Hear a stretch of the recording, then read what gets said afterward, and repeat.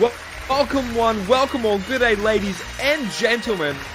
Welcome to yet another installment of Before Our Time. I am one of your hosts here, one of your daring, dazzling little hosts here on this nice Friday evening if you're joining us. I am the Australian icon, Nick Storm, and joining me... I am your Hollywood idol, Young Anthony. Nick, it's episode 3. This might be one of our biggest episodes of all time, and we have had to record this not once, but twice already. So I am ready to get into this magnificent episode. What do you think? I think this is gonna be a goddamn big highlighted episode. This Mania on Well, its first own of all, I alone think we need to address standalone. the fact that we've started on the wrong fucking slide. There we go. Now I think we're ready to start this episode. And you know what? We're not even going to do it again. We're just going to go Good. right into it. Look, Good. let me That's- address the fact that, not only did we start on all the marbles, which maybe we should have just set our top 10 at the beginning of the episode. Why not? It's just one of those kind of episodes. But we should also address the elephant in the room, and that is the fact that, ever since the news from last Friday, this show has taken a completely different turn to the fact that we are now reviewing every single WrestleMania of the Vince McMahon era. And by the time we get to WrestleMania 39, we will be reviewing the first non-Vince McMahon era WrestleMania. So I think that's a little cool tidbit of, kind of lore behind this show and WrestleMania. So, definitely the shakeups behind the scenes in the WWE have led us to where we are today. Yeah, it's kind of insane. This is just a highlighted WrestleMania in all of its glory. WrestleMania 3 is one that I've been told about. I've heard mere myths and legends of this Mania. This is one of the best Manias. People say it is their favorite Mania, and I was very, very excited to get into this as well. And coming to you live from, where are we at? Michigan today? We're at Michigan indeed. Although I'm in Brooklyn, you are in Australia. But somehow we meet in the middle in Pontiac, Michigan. I think that is the dead center between Australia and New York. 100%. The state of Michigan. But you know what, Nick? I think it is finally time to get into this episode. What do you say we start off with our first segment? Let's go do it, baby. Let's do it. And it is time to get on the road to WrestleMania.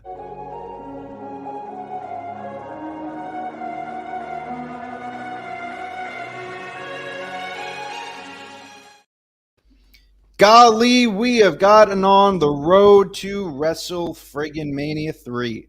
And this WrestleMania's tagline was bigger, better, badder. Why do I say that exactly? Well, that is because, every Mania so far, it seems like there's been a risk taken, right? First WrestleMania in itself was a risk, selling out Madison Square Garden, with everything with MTV and all of that. Second WrestleMania, well, we decided to just go all out and go into 3 different venues. Well, this time around, Vince McMahon said it is time to make WrestleMania bigger than ever. And how do you do that? Well, that is by going to the Silverdome in Pontiac, Michigan. This was going to be the WWF's first WrestleMania in a stadium. I'm not sure if this was their first stadium show, period. I want to say that they've done other stadium shows. Could be wrong, but I know that around this time they were doing some kind of international stadium shows. So maybe they were doing it, not sure, but I know that this is for sure the first WrestleMania stadium show. Want to ask you, would you rather bring WrestleMania or bring your Australian wrestling show to 3 separate venues, or would you rather sell out a stadium for it? Which do you feel is more impressive, more difficult? What's your take? More difficult, I think, would be the 3 different locations that, going on the same night. Guys, if you missed our last episode, we talked about WrestleMania 2, talked about how there's 3 different locations. Go over, hear our takes about that. Overall, I didn't really like the idea. It's an ambitious take, right? It's an ambitious idea, but I don't think the execution was all that well there. I guess, and if I'm bringing my Australian indie wrestling promotion into a stadium, It's definitely gonna sell out. No, I'm kidding. But I think the Absolutely. idea of a stadium show per year, especially if this is the biggest wrestling show in the whole year, and you're gonna promote it as that, have it in a stadium. I think this is the way to go about it. It is cool to say though that a Mania was hosted in 3 different locations in one night. That is a very cool thing to say, and they did it. They did it successfully. They didn't do it with too many hiccups. So I think that's just a cool thing in general. But I'm glad they went with the stadium thing here, and they noticed something was not working with the 3 different locations. Thank God. Yeah, I'm very happy that they have learned quickly from the 3 venues. What we're gonna see in the later WrestleManias is that there weren't a lot of stadium shows until you get to kind of our time. I think the next one would be at WrestleMania 23. They would kind of just do. I could be wrong on this. They could have done a stadium that I'm just forgetting, but it was pretty rare to have the stadium shows and around this 80s, 90s time period. So I do want to say, like, just looking at this picture here, like the visual of it is so nice to the point where, like, Yep. why wouldn't you want to be at a stadium? I feel like this was definitely Vince's ultimate goal when it came to WrestleMania. Like, he wanted to make it this big spectacle, record-setting audience. And I feel like you see that kind of gradual evolution to where he eventually got it to be. Like I said, start at Madison Square Garden, the most famous venue in America. You go to WrestleMania 2, you step it up with 3 venues, and then you finally take it to that football field stadium that holds up to, I don't know how many thousands of people. They say it's 90,000. We'll get to that in a little bit. But nonetheless, like, I feel like this is what WrestleMania has. And maybe that's because we have lived in the stadium era. To me, that's what WrestleMania has always been, and that's how it should be presented. It's your biggest show of the year. But nowadays, fucking like random show, Money in the Bank gets a stadium. So who knows? Maybe the ultimate goal was just to put house shows in stadiums, for all I know. But regardless.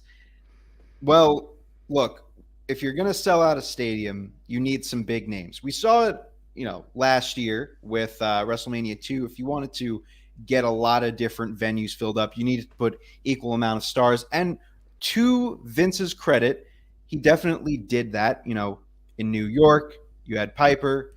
In Chicago, you had Andre. And in Los Angeles, you had Hogan. So you had an equal share of stars. Well, this you needed to put everyone in. And what better to main event your biggest show so far in the WWF's history than with your biggest main event that you could put on? The irresistible force meeting the immovable object. You have Hogan, the real American himself, going up against the 8th wonder of the world, Andre the Giant. And you're probably thinking, Jesus, Anthony, Nick, I thought Andre was this big baby face. I've seen, the last 2 episodes, and he was throwing people out of the ring. He was throwing Bret Hart and different football players out of the ring. He body slammed Big John Studd. I thought he was this huge baby face. How did we get here? Well, I do want to introduce a new little segment here on Before Our Time. And, we here at Before Our Time love Lord Alfred Hayes. I think he is one of the unsung To heroes. the goddamn moon, baby. To the Oh my moon. God. He is one of the unsung heroes of Before Our Time. Little rocky start at WrestleMania 1, but WrestleMania 2. Whew, No, he's right actually on.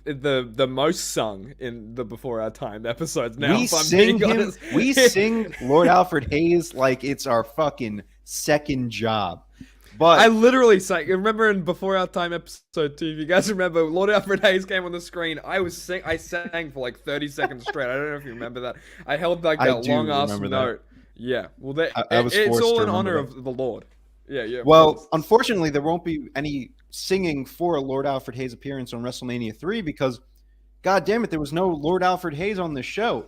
So, kind of decided, what better way to present a few of these, recollection moments, historical moments to refresh the mind of not only us younglings, but you at home that is watching than with the new and improved Alfred Vision. Let's take a look at the history of Hogan and Andre leading up to WrestleMania 3 via Alfred Vision. Promotional consideration paid for by the following. 3 years to be a champion. It's a long time. I'd like to thank you for recognizing, in my book, the real champion of superstars all over the world. That's Honky. I'm there for one reason. To challenge you for a world championship match in the WrestleMania. So that was our first installment of Alfred Vision. You're going to see more of those more often. We have to honor the Lord himself. There's no other way that you could do it than dedicate a whole goddamn segment to the man. But we're not here to talk about Lord Alfred Hayes, or are we? We're here to talk about Andre and Hogan. So let me give you a bit of a rundown here. Andre took some time off right after WrestleMania 2 to heal up some back injuries. He had some trouble walking and just carrying out day-to-day actions. His spine was actually narrowing. So, with his height and he's getting older, definitely need to take some time off. I think they kayfabe suspended him for like missing a match or something. So he was out for a while. January 17th, 1987, Hogan is on Piper's Pit with Roddy Piper himself. And he got a huge trophy for holding the world championship for 3 years. Got this huge trophy. And Andre comes out to congratulate him, but gives him a very firm handshake. Like you can visibly see that Hogan's hand was a little fucked up from that handshake. Next week, Andre apparently has been undefeated for 15 years. This is the story that they're going with. Andre was undefeated for 15 years. And what does Andre get in return? A much smaller trophy than Hogan got. And Hogan comes out on that same Piper's Pit segment, steals the spotlight from it, as you saw in the video, and Andre just walks off. You could tell that he's pissed. Next week, Jesse Ventura and Roddy Piper are trying to get to the bottom, trying to figure out what's going on with Hogan and Andre, and they both agree that they can get Andre and Hogan in the same room next week to figure out what is going on between these two behemoths. And so we get to the final week of these Piper's Pit segments. Hogan shows up, Andre shows up, but who else shows up? It's Bobby the Brain Heenan. You can't even see him in this picture, but Bobby the Brain Heenan, longtime rival. We've seen, Bobby Heenan and Andre go at it so far in WrestleMania 1. We've seen Hogan and Bobby Heenan go at it at WrestleMania 2. What is Bobby Heenan doing with Andre the Giant? Well, Andre comes out with Bobby Heenan. Heenan basically tells Hogan, you've used Andre to keep your title for 3 years. You've only befriended him to make sure that Andre did not challenge you for that title, which, to his credit, is a very good point. Andre never got a world championship opportunity, and so Andre lays down the challenge, as you heard in the video. I'm here for one reason, to challenge you for the world championship at WrestleMania. And he tears the shirt off of Hogan's chest, and in the process, he tears Hogan's cross off of his own chest. And there's one thing that you do not do to Hulk Hogan. And that is tear his goddamn cross off of his chest. So Piper, of course, gets down and he's like, "You're bleeding." My favorite line of all time. "You're bleeding." And then the final week, next week, we get the official result. Yes or no, says Piper. Will you fight Andre at WrestleMania? Yes or no?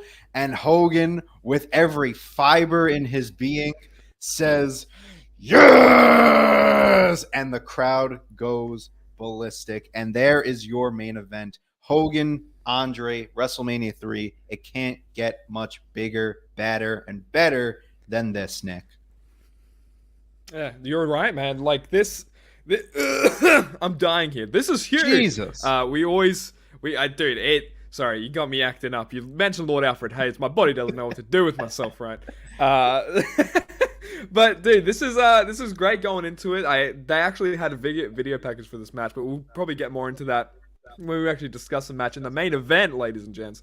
But I think it's really funny that Andre the Giant, undefeated for 15 years, and he and all he got was this lousy shirt when he ripped Hogan's shirt off. I think that should have been his catchphrase going into this match, if I could say anything. But dude, this is a great. You brought up a great point. Hogan only befriended Andre. Andre didn't challenge for the title. I think that's a very, very great point. Bobby pulling some strings here and Andre going along with it, realizing his worth going into this match. And yeah, I'm so excited to talk about this. Dude, I'm going to be honest. I've cheated. The whole point of the show is to say that we have never seen all of these older WrestleManias. Look, I'm going to be honest. Hogan versus Andre, to me, is the greatest story going into a WrestleMania of all time. Growing up, I would watch these videos with my dad, and this in particular was just the biggest story that stood out to me.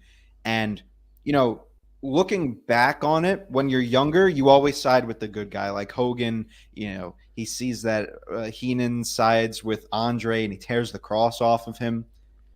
But then you think about it, and when you get older, you say to yourself, Andre's got a point. Smaller trophy, undefeated for 15 years. Hogan, much bigger trophy, 3 years as champion. Bobby Heenan, clear as day, says never challenged him for the title, which is true. So you know what? Part of me, like adult me, is going in and saying, you know what, Andre, fucking take that title off of Hogan. Fuck American pride. It's Grenoble in the French Alps till it's fucking, I don't even know what I'm saying. But nevertheless, I was so excited to watch this match. I've seen it before, but I didn't really remember a lot of it.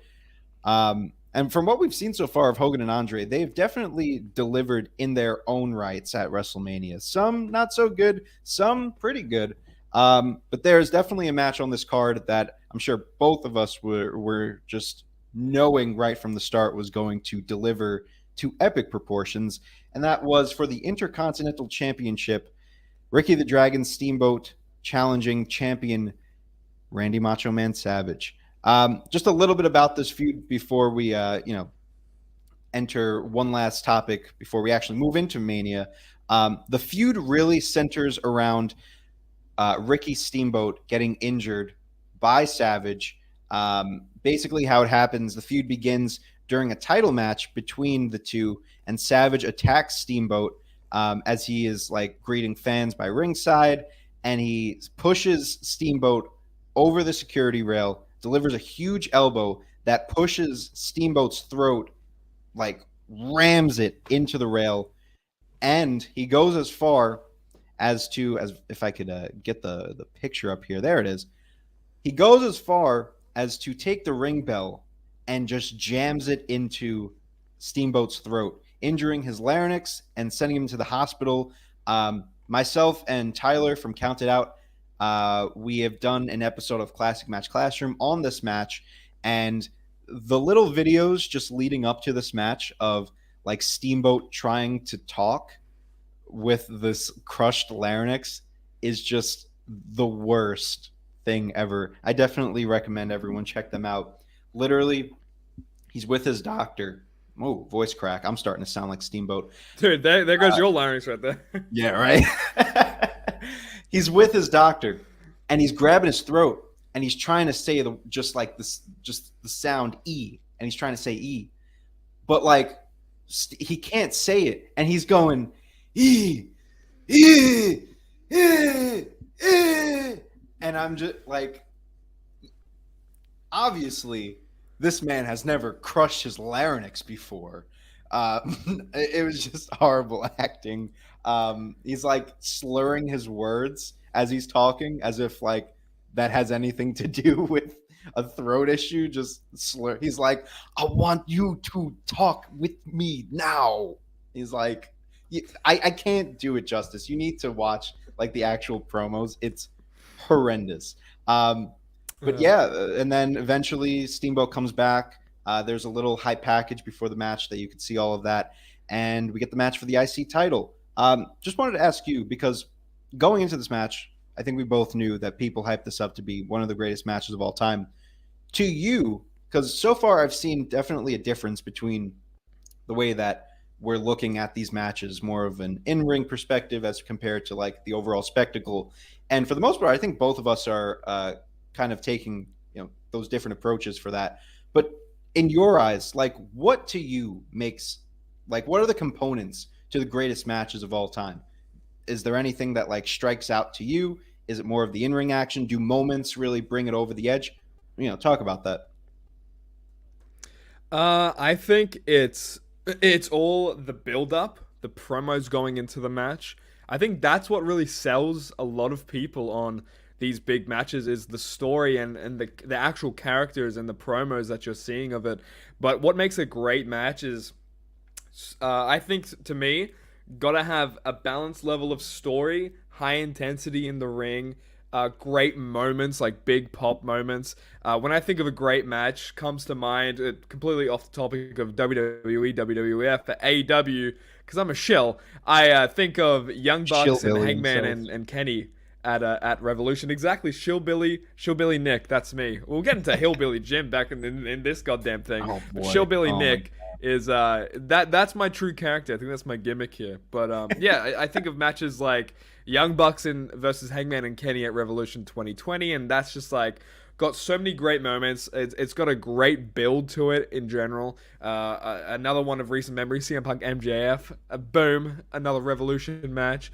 But yeah, stuff like that. There's a lot of great moments. There's a lot of great build up, a lot of great story in it, and I think it's the talent's job to kind of sell you on that. And yeah, they've done it here, dude. I'm anticipating this match going into it. So yeah, I mean, to me, I'm with you right then and there. Like, I was actually a little surprised that you said like the build up to it, because I feel like a lot of people just completely wipe that out when you're talking about like 5-star matches or anything. But like, it really, you need to build your characters if you want to get me invested. I think that's why like I have a hard time with like always getting behind AEW, because one thing that I feel like they're lacking all the time is the proper like build up on why things are important. Yeah. Like we just saw it last night on Dynamite, or 2 nights ago if you're watching on Friday. They just throw in like the trios titles. Oh, the trios titles, they're gonna happen. Dude, trios titles have been hyped up for like ever since AEW started. You can't just like throw that in there. Another example is, and they talked about this on the flagship show of like when FTR going at each other. They just randomly say it. Like, that's a big thing. Like, you need to hype that up. Yeah. I think that's a huge aspect of like when it comes to these big matches. Like, you need to have a good story, or even if it's a short story, you need to tell me why I should be invested in this match. And yeah, like King Kong Bundy and Hogan from the last Mania, right? Like Hogan's taped up his ribs, Bundy squashed him. That's even a huge factor going into it. Yeah. That's sort of the build-up. Can Hogan defeat this giant with this injury and with this hindrance? You know what I mean? So I think that's like a big important thing too. Absolutely. All the storylines, the characters, all of that, but it has to be done in a way that it tells you that this match is important. And when you get to the in-ring action itself, like I'm really a stickler for just like really good storytelling in matches, like working body parts, following the story along the match, and you kind of get that in my analysis of these matches. If I'm able to follow the story, like I'm going to be invested in the match. And I think a lot of those like greatest matches of all time really have that going for you. I think of like Eddie versus Brock at No Way Out. Like that has a huge like David versus Goliath story, and you work the body parts. Obviously, Steve Austin versus Bret Hart, both at Survivor Series and at WrestleMania. Those tell some amazing stories. So I think there's a lot of different aspects to it, but definitely the buildup has so much to do with it. And I'm really glad that you brought it up. Talking about buildups here, this is a perfect segue and just to our final little topic before we move on. Didn't make a graphic for this, but I did want to call out the fact that this is the first Mania that you see a lot more stories. This is the first like fully story-driven WrestleMania. The last two, maybe you got one or two, right? Mr. T, the King Kong Bundy steel cage match. You had it here and there, but a lot of those matches were just thrown together. this is the first time where you have multiple stories going into WrestleMania. You know, you have Hercules versus Billy Jack Haynes. This is focused around the full Nelson, otherwise known as the Master Lock, as I will continuously Chris call Masters, yeah, woo! Masterpiece right there. You also have the evil ref, Danny Davis, who allowed different cheap moves on behalf, or illegal tag team moves on behalf of the Hart Foundation. He was also involved in Tito Santana losing his IC title to Randy Savage. You have King Harley Race. He was, I'm pretty sure he was the first King of the Ring. I could be wrong. I don't know. But he was King of the Ring, and, he was really one of the first people to, take that gimmick and run with it, be the king. And, of course, JYD was having none of it, and we'll see that later on. And, of course, Piper's Pit. Piper actually went away after WrestleMania, like I mentioned last week, and he came back and he found that his segment, Piper's Pit, was replaced with the Flower Shop with Adrian Adonis. So Piper would continuously crash the show. Adonis would crash Piper's show, and we would eventually get the match that we'll be talking about soon. What's your take on this? Like, we finally get these stories. We've had the characters all along, but I feel like finally they're putting some emphasis into these rivalries, even the most minor of things, like, who does the better full Nelson. Like, it's such a simple story arc, but I feel like it makes matches so much more interesting. What do you think?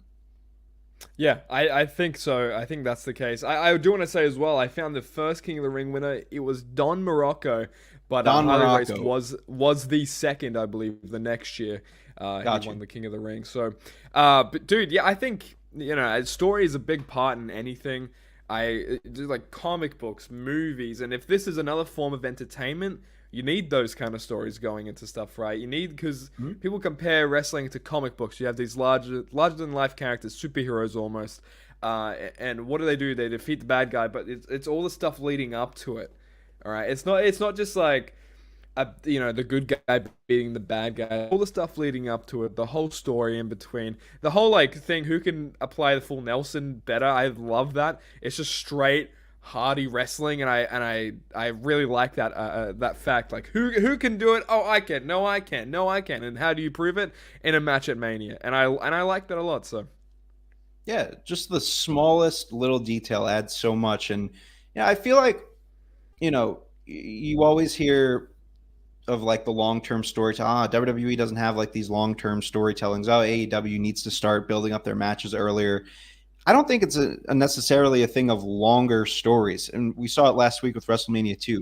If you have a good story, or you have at least something that both your casual and your dedicated viewers can grab onto, I feel like that is a completely okay and completely perfect way of building up a story, especially for WrestleMania. Of course, do you want those long stories? Yes. And do you get those long stories? Absolutely. There's going to be a few, let's say 3 long-term storytelling matches that you'll get. And I feel like on this show, we have a good amount of long stories, but a lot of these are just based on one moment from Saturday night's main event. And that's really all you need, because there's not much else to that match. So I like the way that they've gone about it. I'm happy that we're seeing more stories.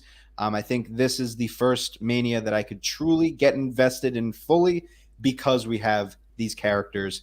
And to get invested into this Mania, we actually have to get into this WrestleMania. So Nick, do you say it's time that we finally end the road to WrestleMania? I think so, and I think it's time to get into the granddaddy of them all, baby.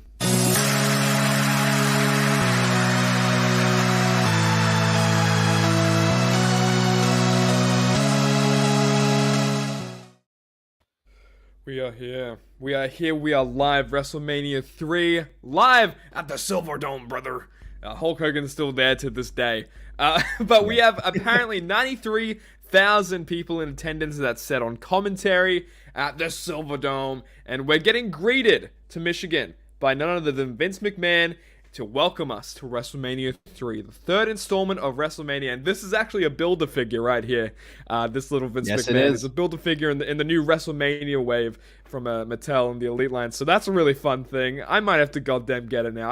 I was never one to look at like all the 80s figures and 90s figures and not really like, I didn't really care for them because I didn't grow up in that time.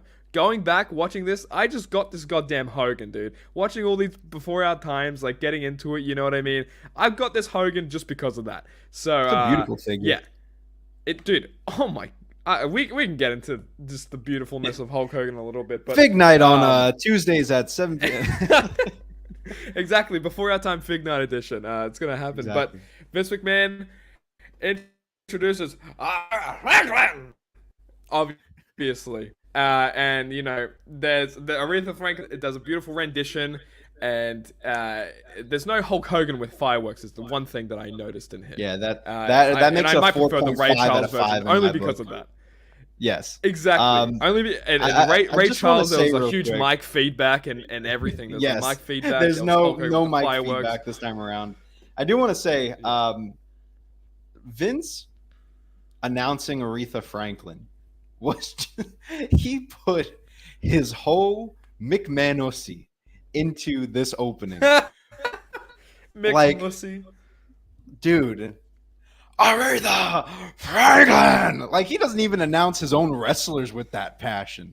Also, fun fact, Aretha was stuck in traffic right before this event, so she almost didn't make it. So we almost had to get Mean Gene in this bitch one more time. So thankfully she made it. All right, everybody. Let's sing along. Everybody now. Tie my kangaroo down. Oh, my goodness. Just one more thing I wanted to address before we get into the actual show is the commentators. We have Gorilla Monsoon and Jesse Ventura on the call, but we also have Bob Uecker and Mary Hart as the special guests on the evening. They will be involved throughout the show, making special guest commentary appearances, and we also have them involved in the final match, of course, that being Andre versus Hogan. Boom. Yeah, I wrote here Gorilla Monsoon, Jesse Ventura, and who? Because I just is this a baseball guy? Yes, he is Mr. Baseball, I believe is his nickname. Mr. Baseball. Okay, we got to have a Mr. Baseball segment now before our time. Every week, Bob Uecker. Exactly, every week Bob Uecker. Bob Uecker is Mr. Baseball, baby. But we get into the first match, and it is the Can-Am Connection versus Magnificent Don Morocco and Bob Orton. This is my first time actually seeing the Can-Am Connection, and I've heard that you know big things about them, and it's just super fast paced to start off the match. It's well paced. There's high energy, and I'm absolutely loving this. And I just realized this as well. Watching the commentators' booth is so high up. They have a little like shot of the behind of the commentators' booth. They're like in the suite commentating. Then that's great. Pretty sweet, to be honest.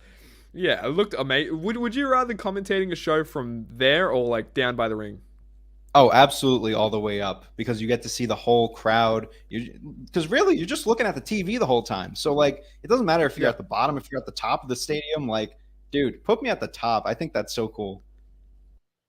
Yeah, it's like living the high life, basically, right there. That's the definition of it. But I also want to say the commentators are both so high up, and the Can-Am Connection, though, they get the hot tag, and the crowd is so loud for this. They're invested in this. They love the Can-Am Connection. Goddamn, hate Don Morocco. I think Morocco's been a heel every time we've seen him. I don't know if he's ever been a baby, but I don't know if he ever everyone switches. hates him. Yeah. No, he's a goddamn heel in his own right. I love it. Can-Am Connection eventually get the pin by doing a nice crossbody trip over. I thought that was very, very nice. A lot of like tag team kind of aficionado going on there. And I love how short the matches on all these past Manias have been. Because like it's not to the point where I'm like, oh, this feels really dragged out. I feel like they're getting the most out of these matches just by how short they are and filling it with jam-packed. Like it's not like, oh, we don't have anything here, let's fill 2 minutes with rest holds. You know what I mean? It doesn't feel like that. It feels like you get straight to the action, and I like that. They don't feel like short necessarily because of what they do in the ring and all the moves and stuff they do. But yeah, more people get time on the card, and I thought that was really cool. What do you think of this match? No, you said it perfectly. Like, the matches are shorter, yep.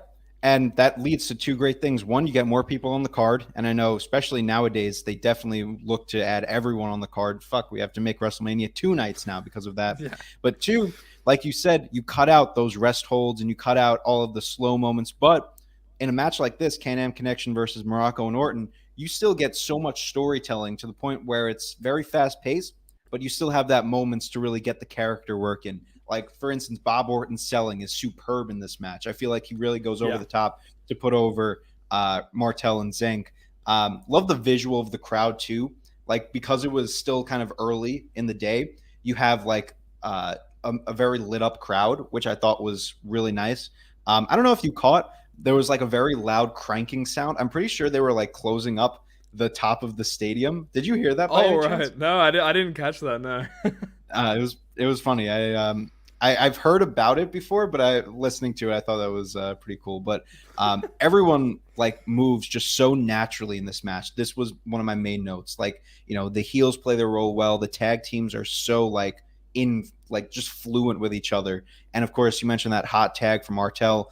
Very quick, fast-paced action. That's really what we come to expect with these first matches on Mania. Just gets the crowd going. And dude, I love this match. I gave it 2.5 idols. Yeah, I gave it 3 out of 5 for that same reason. Going into this, man, yeah, I knew the Can-Am Connection, but then seeing them in action, you know, doing drop kicks, doing all that fun stuff. I love tag teams. God damn it, I love tag teams. Great. We get a lot of tag teams on this show. Yeah, thank God as well. But yeah, I like this match. Yeah, I gave it 3. You gave it 2.5. That's very, very even. I can see how you gave it 2.5. I gave it a little extra. I nudged it a little bit. But yeah, the first matches on these Manias really get the crowd invested. It sets the whole tone for the entire show. And so I thought this was a great opener. Would you want to do you want to get into the next match? Let's get into this next match as we have Billy Jack Haynes versus Hercules. You want to get into this one, Nick? Dude, let's do it. So I pointed out this is the first Mania we've seen with an actual proper video package before a match. Yes. You know, there was like kind of promos here and there that it would show, you know, beforehand, before the match. But this was the actual like video package. This happened this way, I guess like that. And I wrote here because there was a backstage promo before the match. Hercules Hernandez looked vicious as all hell. Has that chain, as you can see, right goddamn here. Wait, let me... His head, he didn't have a shower today, but that's all right. He looks vicious, man. He's got a big ass chain. How does he smell? He smells all right. He's fine. Okay, well, Well, smelling aside, sense aside, you got the big ass chain wrapped around Hernandez, and I'm like, oh shit, he's looking mean here. Like last Mania, I don't think I cared for this guy at all. But going into this match, I'm like, oh shit, okay, he's a big deal. He means business. I also wrote. These entrances are odd, but I kind of dig it because this is the first time we see that WrestleMania ring cart going down the entranceway. And I'm like, what the hell? Okay, it's kind of fire. I'm kind of digging this. It's like, it threw me off at first because I didn't realize this Mania had that, but it's really funny. So Billy Jack locks in the full Nelson. The crowd is popping for it. They roll out of the ring. Billy Jack applies it again, and the bell rings. Now, this kind of threw me off. There was a double count out for the outcome announced for this match, which I thought was strange because I didn't know they even got to 10. I wasn't paying attention maybe, but it felt like it was really fast at that point because of that. Hercules wraps the chain around his fist while Billy Jack is distracted, nails him with it a few times. Billy Jack busted open, and Hernandez applies the full Nelson to end it off pretty much. I gave this 2 icons out of 5. You gave it 1.5. Let me know what you thought of this match. So, like, for the match itself, I wasn't that invested in it. And this is surprising for me because, like, last WrestleMania, I was raving and ranting about Hercules versus Ricky Steamboat. Like, that was one of my favorite matches on the card. And it still is one of my favorite WrestleMania matches that we've seen so far. But I think that was mainly because of Steamboat. So now we get to see Hercules on his own.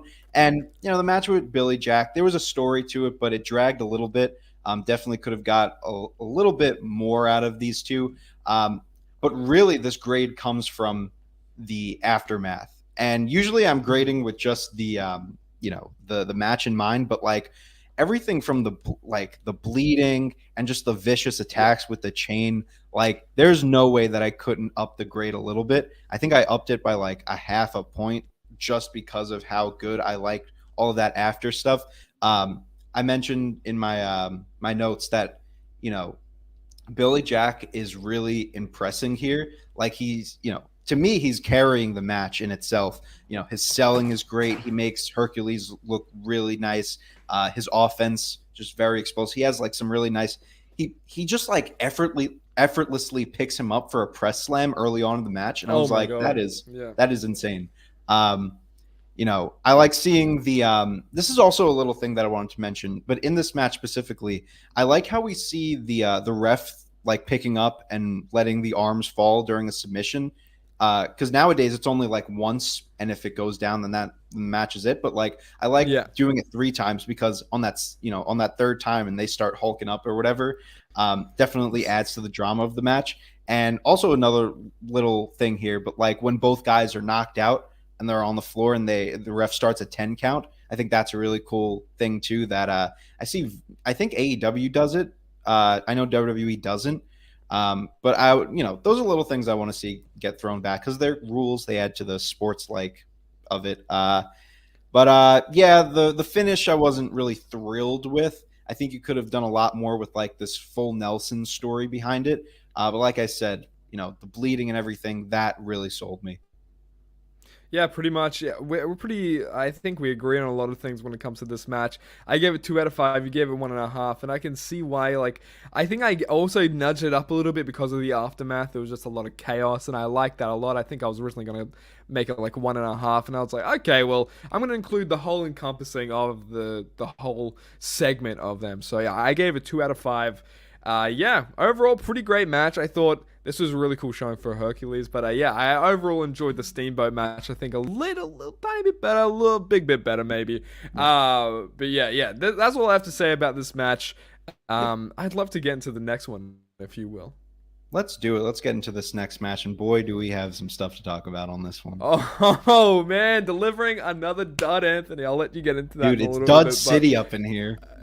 Dud City, baby. Oh my god, there's been one every Mania so far. There's been a dud every Mania. I love it. We're going back and forth, I think. But we cut to backstage with Mean Gene, and King Kong Bundy. Gene Mean cutting a little promo. And dude, I didn't know this match was on the card. I didn't really, I didn't look at the card beforehand. I won't lie, Anthony. Watching this, I got a little bit tipsy. I got a little bit buzzed, okay? Watching this. Right. So when this happened, it was like, what the fuck's going on? What's happening? Why are there little people coming out with King Kong Bundy in a wrestling cart? But the wrestling cart, it took me off guard, caught me off guard at first, and now this is just fucking complete, like, knocked me in the head with what the hell's going on. I'm kind of loving it. I'm kind of having a fun time. But yeah, I wrote in capital letters, what is going on? And there was a little person with like an Indian headdress on. And my girlfriend Sarah was watching, and she was like, "Why is that guy cultural appropriating?" It's just the 80s. There's a lot of shit just going on. Mean Gene said on commentary, "This is a very unusual tag team match." I think I heard someone say midgets, like call them midgets, like Ventura or something. Very not politically correct type of match on this Mania for sure. Not at all. I wrote in capital letters as well, the return of the loud-ass banjo, because Hillbilly Jim makes his goddamn appearance. We need to play like a banjo whenever Hillbilly Jim comes out. Yeah. And he comes out with the fucking banjo, does a cartwheel. What the god? What's fucking happening, dude? This is WrestleMania season. What's going on? But again, yes, alas, 6-man tag team match here. I wrote for the little bit where they're actually wrestling, which I thought was amazing. Yes. Like they're doing proper wrestling, and I liked it. They're pretty good, not gonna lie. Yeah, they're better than some people we've seen on these Manias, I won't lie. Yes. Better than the NFL players. So NFL, fake sport. Sure. That's what I have to say. But Bundy gets the tag in, and I'm so excited to see this. I wrote, but also Hillbilly Jim tags in. Bundy does the elbow, and the bell rings. Bundy does a huge jumping elbow onto one of the little people. Bell rings. I think because he fucking killed him or something. I don't know. The ref just rang the bell for that. I didn't really catch the outcome of this match. Did you? No, it was literally just the elbow drop and then the bell rings. I think all the little people just like crowd around Bundy like, what are you doing, man? Just breaking kayfabe. The heels are like, hey, hold on. He's one of us. Yeah. And then Bundy just gets in the little ring and just goes up the ramp, and that's it. Gets in the little ring with the little people, and then bye-bye. Yep. Dude, that's the way to do it. Yeah, I gave this 1 out of 5. You want to speak on this? I would like to speak on this, unfortunately. This just goes to show you the perception of different people around this time period. Like, they're treating these guys like they are legit children.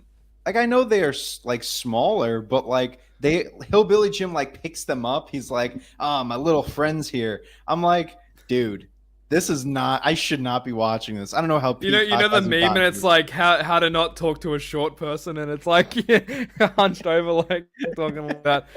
Yeah, dude. Some of these, like the little people wrestling, they're better than a lot of the wrestlers on some of these cars. Dude, when they're like just the little guys wrestling, they're very good. Like, I was genuinely entertained. I was about to give it half a star just because of that, but then the rest of the match happened. I love the moment where. This is such like a minor thing that I picked up on, but when Little Brook, I think he was the English guy on King Kong Bundy's team, and he goes to tag in Bundy, but he misses the tag, like legit misses it. But he was supposed to tag in Bundy. So Bundy still has his hand up, like looking for the tag. And then little Tokyo just gives him a high five. And then Bundy just walks in. I thought that was so funny. Like, might as well. A little fun fact that I found in my research on this match. The elbow drop was technically not supposed to happen. It was impromptu because what was supposed to go on was Bundy was supposed to tease the elbow drop, and everyone was supposed to like stop Bundy from doing it, like even the people on his team, but everyone missed their cue.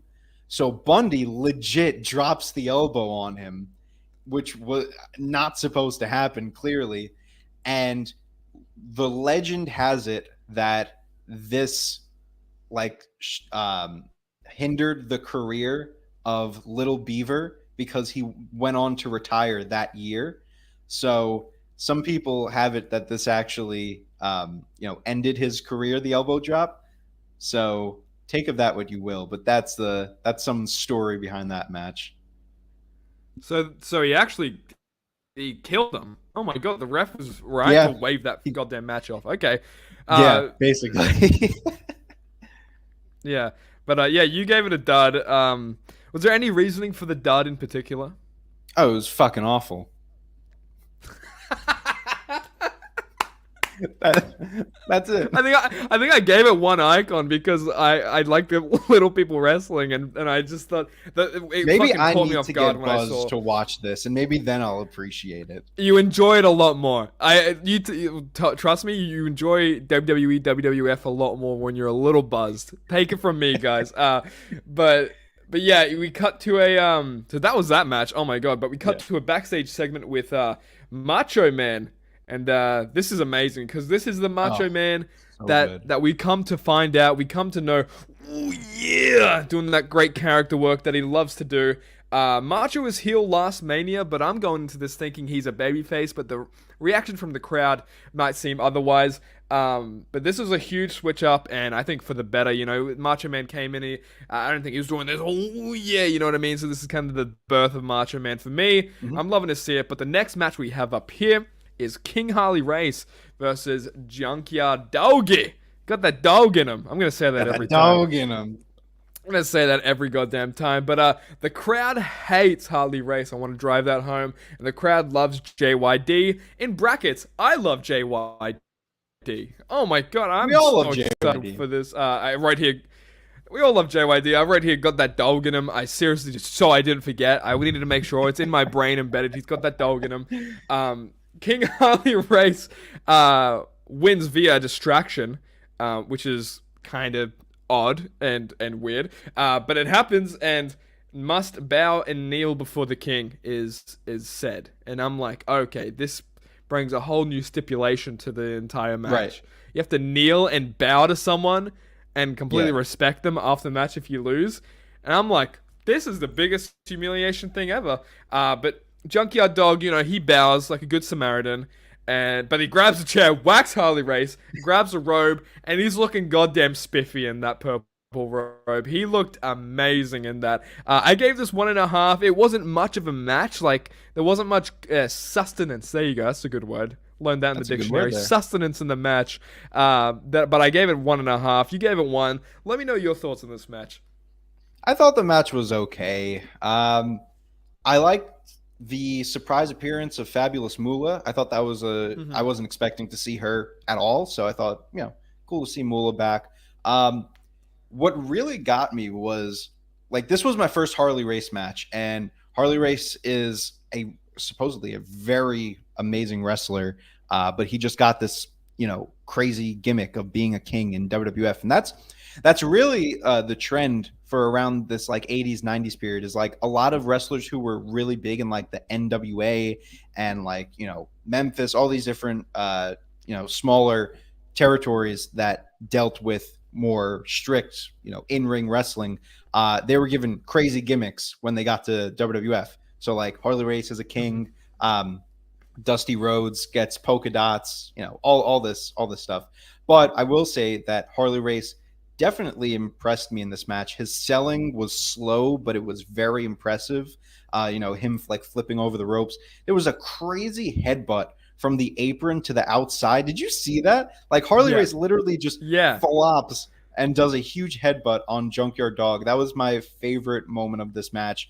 And I think this was like, it was fine booking. Like, it gets the heel over with a win, but you get the baby face over in the end to keep the crowd happy. But this is where you start to see this is the trend throughout the night. Get the heel over in a win, get the baby face over in the end to get the crowd happy. And it's starting getting old pretty quick. And you'll start to see that. There's a specific point where I just gave up and I was like predicting that it was going to happen. Like, I was like, I will bet my entire fucking house that the heel wins on this one, and it happened. So nevertheless, match was fine. Good to see Junkyard Dog. He's over with these fans. Like, he is very, very over. I'm happy for the dog himself getting over. He's got the dog. The consistency with it, he's got that dog in him, exactly. I think that's why. But the consistency and the crowd reaction from these past manias with JYD, it stayed the same. It stayed relatively the same. The crowd loved him. The crowd are eating him up. Yep. And I goddamn love that. I also like the idea of you placing bets and betting your house. I think that's really funny. You should do that more and actually mean it. That'd be an episode of Before Our Time from the herb on the street. Let's get into the next thing though. I want to get into it, but we got a bunch of stuff happening. We got the Rougeau brothers, right, versus the Dream Team. But before this happened, we actually had a backstage promo with Hogan. And Anthony and I were talking off air about this. Hogan's got that energy. He's definitely in his Coke era right here. This is it. Yep. This is where he starts taking. This is where they discovered it. But he's getting so riled up. Hogan's getting so riled up. What does he do? He goddamn freaking tears his own shirt off in the goddamn promo. He's shirtless. He's running around. The anger and passion in this promo is amazing. This is the kind of Hogan we've been meaning to see. Obviously, he wasn't even like awful the last Manias. He was still really great in the last Manias, but this is the definitive Hogan promo for me, at least. This was going into it.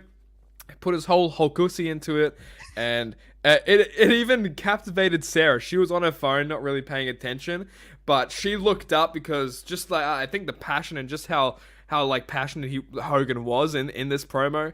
And I wrote this is the best thing I've heard from Hogan. Did you catch this promo at all? Oh, I caught it and I was so invested. Yo, he drops lines like, you got to live and die and face the truth. Hulkamania is the purest form of truth there is. Like, he's dropping bars. I'm sorry. I know a lot of people, like, aren't very fond of Hogan as it pertains to wrestling. His personal life is a whole nother story that, I fucking look, I'll be honest. I hate the guy now. I think he's awful, but this shit back in the 80s, this is nuts. This is awesome to me. Like, I know people aren't very fond of his in-ring work, very cookie cutter, repetitive, but you're going to tell me you don't get hyped up at the fact of Hulk Hogan saying stuff like, Hulkamania is the purest form of truth. You got to live and die and face the truth, Andre. Like, this is getting me so excited for this match. And I've already seen the match, and I was excited to see it again. So, yes, great promo. We've already seen 2 amazing promos so far. Savage cut a heater before. Just fucking, I love that we are going through these and we get to see these promos. It is fantastic. Yeah, exactly. Yeah, Hogan's killing it. Everyone's killing it. But we get into this match, and it is the Rougeau brothers versus Brutus Beefcake and Greg Valentine, aka Dream Team. I believe they were on this match, or they were on this card last Mania. I believe the Dream Team. Yes, they were. As the Dream they were team, in the tag team match with the Bulldogs. Yeah, that's right. Yeah, hell yeah. So that was great match. A different rating coming around this time for this match. Because Dream Team last Mania they got my high, like one of my highest scores. So going into this, I'm a big fan of Beefcake, I noted, and this is the first match and the first even inkling where I wrote, "Where is Lord Alfred Hayes? Where is he?" Yes, same. He's absolutely absent in this, dude, and this is where I first noticed it. I'm like, come on, like I feel like he's a necessity now for my WrestleMania viewing experience. So that bummed me out a little bit. But I I wrote here because I didn't know what was happening. He was accompanied to the ring by this Canadian dude, and I wrote, Canadian dude does a huge ass splash from the top rope. Ref didn't hear it for some reason. He literally jumped off the top rope. He had to actually get onto the top rope and splash, and and the ref didn't hear it, didn't see it at all. That didn't make any sense to me. But Greg gets the pin very cheekily and leaves Beefcake behind. And this ultimately makes kind of Beefcake a babyface, and we'll see it in a little later. But what do you think of this match? I gave it a 2. I initially gave it 1.5 icons, but I think I bumped it up. I don't know why I bumped it up. I felt maybe bad for them. But what do you think of this match? I felt bad for them. Yeah, I mean, this match was definitely nothing compared to the previous match that the Dream Team had. But you do get a little bit of story here in that Dream Team's over, folks. They broke up because obviously they saw that Brutus was the weak link of the group, almost cost them the match that Dino had to get involved. So I like the story there. This match would have been a lot better of a grade in my eyes if it was longer. And that's kind of the negative side. We were talking about the positives of having shorter matches. This is the negative side of that because, you have these great matches that are about to hit their stride and then all of a sudden they end quickly. And that's what kind of happened here. But nonetheless, we get some fluent tag team moves here. Rougeau brothers are great together. Greg Valentine, for a second Mania in a row, is just selling his ass off. Or a third WrestleMania in a row. His match with Junkyard, he was putting him over. Just some minor things here. Bobby Heenan, this is where I start to realize not only is Alfred Hayes not here, but Bobby Heenan is all over the place tonight. He is managing all these people. He is doing commentary on this match. So he's going crazy. I also want to call, speaking of commentary, Jesse Ventura, he's mentioning how nice Greg Valentine's robe is. And Gorilla's like, oh, I never saw you wear a robe like that. And Ventura's like, That's because I got the boas. That's because I got the boas, Gorilla. Actually, mating season is coming up for my feathered boas. I was like, so good. I love Jesse Ventura, man. I love this comment. So much. I love whatever he's on now, man. It like I didn't know of him, because I hadn't watched like a lot of older wrestling. But going into this, I was like, Jesse Ventura. I've heard of that name. Okay. But dude, I've like loved him. He's such a great heel commentator, I think, as well. And his voice is just so iconic. You have to watch the promos leading up to Hogan and Andre from Piper's Pit, because when Ventura gets involved and he starts scheming, he's that master, instigator. It's like the meme, the master instigator. That's Jesse Ventura in this feud, because he gets in Piper's Pit and he's got the 2 trophies and he's like, "Can't you see, Piper? This trophy is smaller than this trophy," and he's just like stirring the. I fucking love Ventura. Being a complete dick about it. I love it. Like absolute. Oh my god! But and his voice is so iconic, dude. His accent alone, that Minnesota accent, dude. Everything Jesse the Body Ventura, everything he pronounces is so unique, and I notice it every time. But yeah. Yes, and he even had to get his own separate entrance later on in the show, which I'm sure we'll address. Just a lot of these people didn't get entrances in this Mania, but he did, and I like that. He had to get his own entrance. Yeah. But nevertheless, getting back to the match, I also want to call out the nickname for Johnny Valiant, which is the manager, of course, for the Dream Team. The Fountain of Misinformation. I don't know if that's his actual nickname or if that's just what Gorilla calls him, but I think that's such a funny nickname. And yes, that's all I have to say on this match. Could have been a lot better if it was a tad bit longer, but ultimately it gets us a moment where we finally break up the Dream Team, and we're about to see where this Brutus, the soon-to-be Barber Beefcake, is going to fit in. Yeah, exactly that. Let's get to the next thing on this card. We both gave it a fair kind of rating. I gave it 2 icons. You gave it 1.5. Nothing else needs to be said. But you know what does need to be said? What the hell? Adrian Adonis is on this shit again. You know what I mean? Adrian Adonis is here. Well, I wrote, oh god no, Adrian Adonis. So yes. But I will say that this was a very anticipated match. It is one of our first major matches, and we're about to get into it. Ready, Roddy Piper versus Adrian Adonis. There we go, boom. This is the retirement match for Roddy Piper, which I didn't even know going into this, and I only found out after the fact.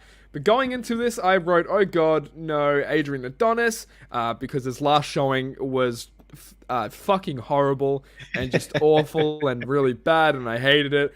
Great video package, though, to catch you up on the whole story. And I wrote here, Piper is already looking better here than he did in the past 2 Manias. It's really showcasing who Piper is as a wrestler, as a character, and I really like it here, so I'm really on board with this. But yeah, the hair versus hair match, I gave this 2 icons out of 5, and I'll get into this, but I was so glad the horrible gimmick is fucking done. The adorable, oh my god, thank god, because this is a lot. This is great. This was good for Adrian Adonis. It wasn't perfect, but it wasn't bad, and I liked it a lot. So.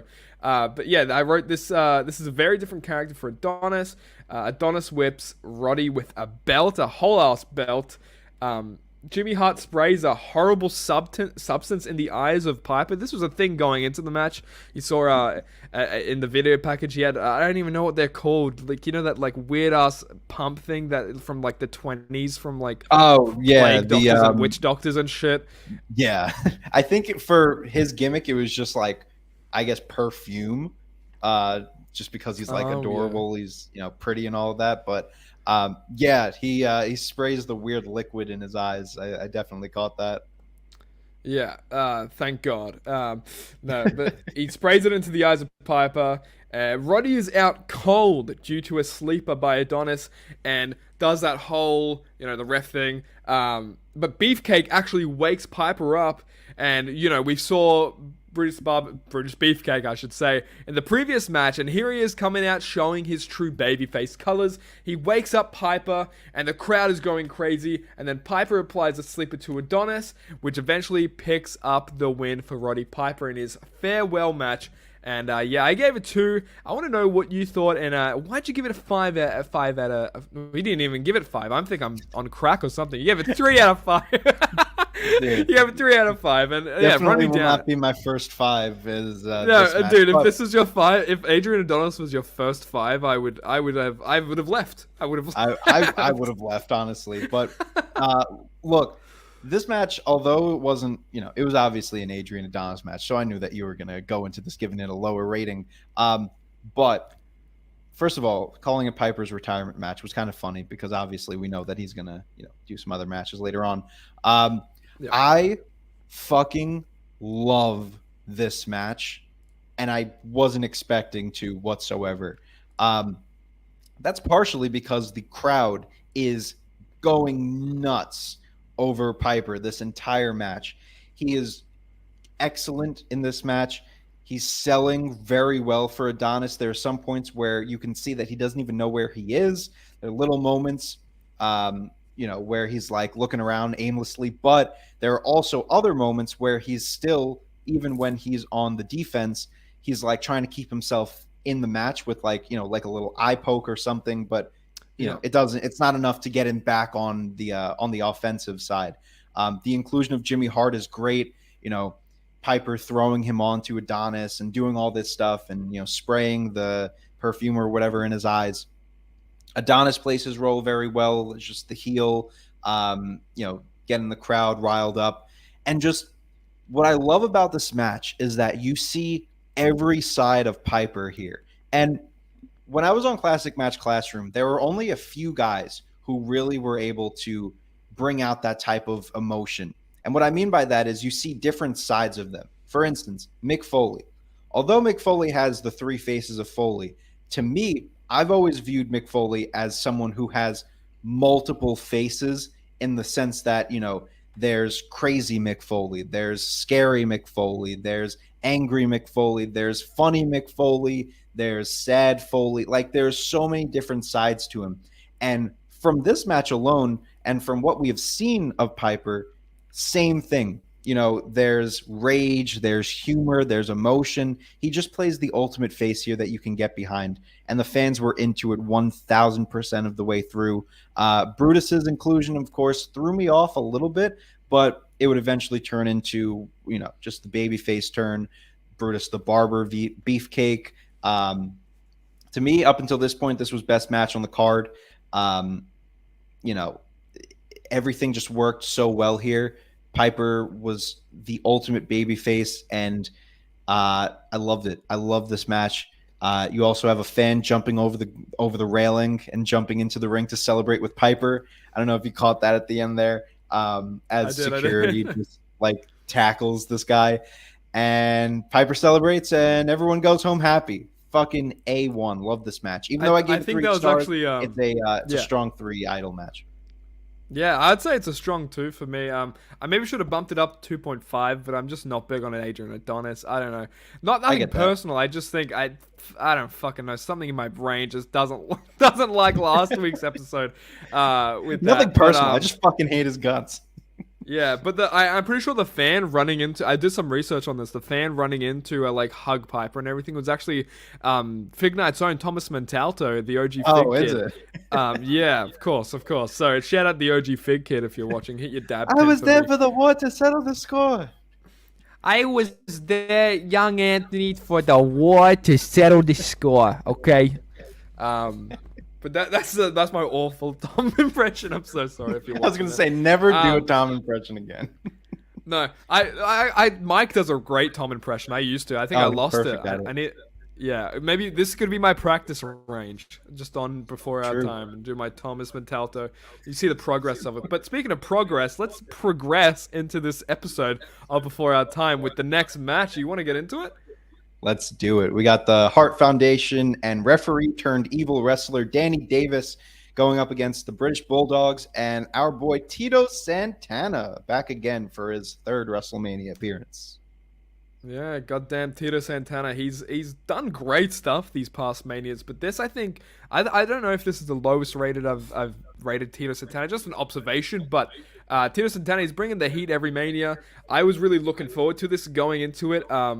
And I love the inclusion of Matilda in the British on the British Bulldog side. I love doggies. I'm such a dog person to the moon and back. I had to wake up Sarah, my sleeping girlfriend, and be like, "Look at the doggy on the screen." She was like, "Oh," so that was a great inclusion. I wrote, "There's a young Bret Hart, and he's so great." Which is really great to see. He's just super athletic. Before I get into that, is Matilda went for Jimmy Hart and went goddamn crazy, and that started off this whole match.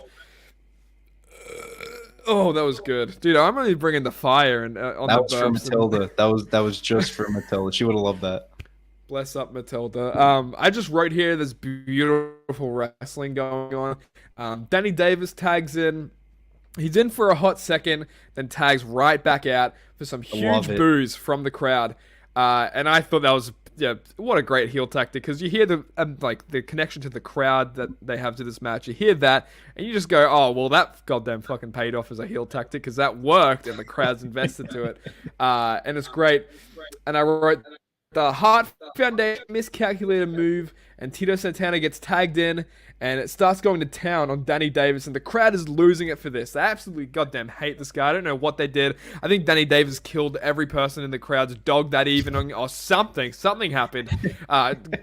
Tax them. I don't know. Maybe he's the true IRS, and he's taxing all these people. That's why they hate him so much. But just the ultimate villain is Danny Davis. Step aside Andre, step aside Macho Man. It's Danny Davis. Yeah, exactly. How funny is that? That we'll probably get into the IRS later on, but just as a character, he just collects people's tax, and fucking the people hate him. That's hilarious to me. That's hilarious. The perfect heel as well. Davey Boy Smith delivers a tombstone pile driver to Danny Davis, which I was surprised to see. They go to town on him. They completely ragdoll him, go to town. But eventually, Danny Davis gets the pin on Davey Boy Smith, which I was like, what? I thought this was a weird finish to the match. So maybe that's why I kind of rated it lower than some of these other matches on this card. But I rated it 2 out of 5. Let me know your thoughts on this match, Anthony.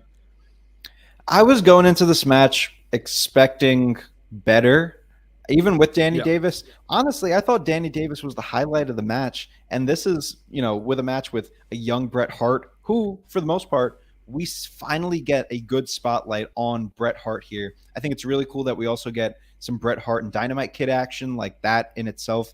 That to me is a dream match. And although this isn't like prime Dynamite Kid, like there's a lot of really great New Japan stuff with